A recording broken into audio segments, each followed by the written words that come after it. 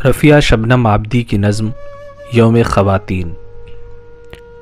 आज भी कोई कहीं गोश पर आवाज़ न था, आज भी चारों तरफ लोग थे अंधे बहरे, आज भी मेरी हर एक सोच पे बैठे पहरे, आज भी तुम मेरी हर सांस के मालिक ठहरे।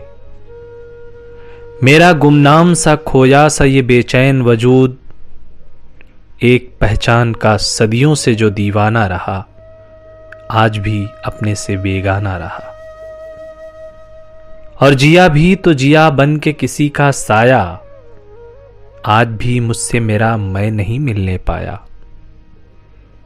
आज भी मैंने खुद अपने से मुलाकात न की, एक पल ही को सही, अपने ही दिल से मगर दिल की कोई बात न की। बीती सदियों की तरह आज भी आज का दिन बीत गया। शुक्रिया।